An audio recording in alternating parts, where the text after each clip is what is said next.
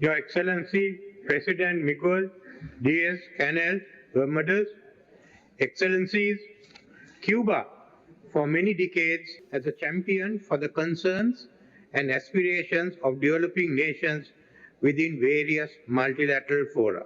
Before I continue with my speech, I would like to join others in expressing our condolences to the Kingdom of Morocco and the Republic of Libya. This year, Cuba assumes the presidency of the G77 at a crucial time when the global south is impacted by multiple and interlocking challenges related to the pandemics, climate change, food, fertilizer, and energy crises, which paves the way for the setbacks to the SDGs and a deepening of the global debt crisis. In the 15th century, Asia was the most technologically developed region. Europe had advanced only in a few sectors, including gunpowder, cannon, and ocean-going ships. These three technologies helped Europe to conquer the rest of the world. The conquest of Asia and Africa set back the development of science and technology in our countries, creating the technological divide of today.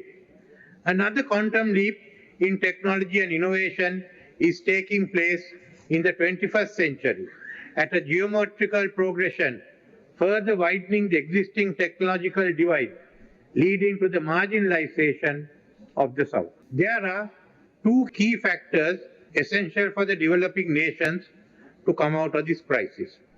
The first is digitalization and the adoption of new technologies such as big data, Internet of Things, AI, blockchain, biotechnology, and genome sequencing.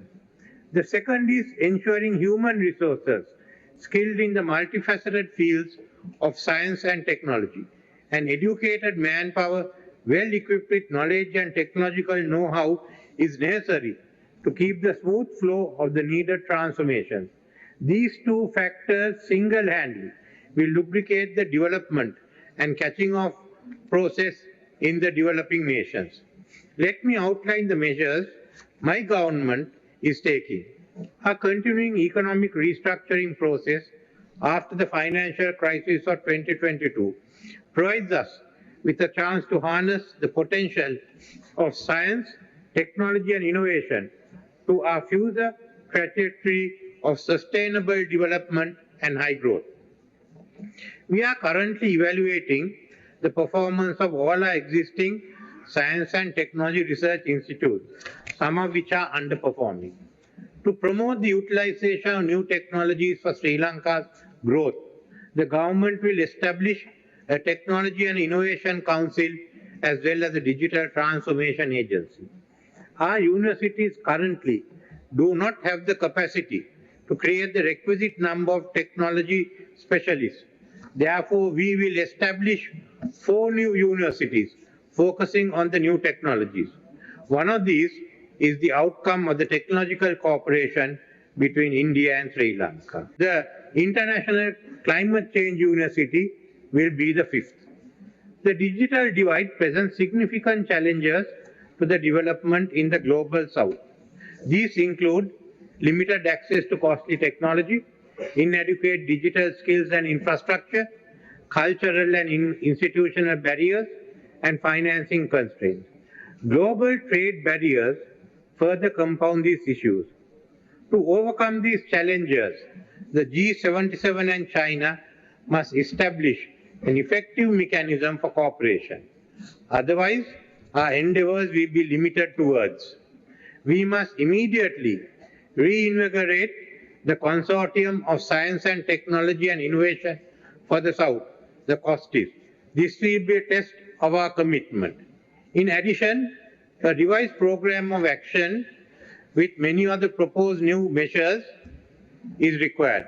These measures should include collectively creating technological platforms modeled on the European Union's technology and innovation platforms in the following fields: digitalization, health, medication, AI, and renewable energy, including green hydrogen. 2. Interested G77 countries must make a commitment to earmark 1% of their GDP for R&D. This has to be achieved over a decade. And 3, we must foster collaboration between governments and the private sector. The brain drain from south to the north and the resulting loss of educated manpower is another threat to the development of science, technology and innovation of the south. China, India, Japan and South Korea have developed science, technology and innovation by nurturing their own manpower. Therefore, we must ask for compensation from the north for the loss of our manpower. Strengthening South-South cooperation can also play a significant role in addressing the critical issues of expanding our human resources. Sri Lanka urges the Group of 77 and China to work together to introduce a scheme similar to the Colombo Plan to increase collaboration, exchange best practices and push policies that harness the transformational potential of science, technology and innovation amongst us. Sri Lanka is committed to supporting the New Havana Declaration. We must ensure that the collective voice of G77 and China is heard in the international fora. In conclusion, let me once again thank President Miguel Diaz-Canel Bermudez and the government of Cuba for your generous hospitality and excellent arrangement. Thank you.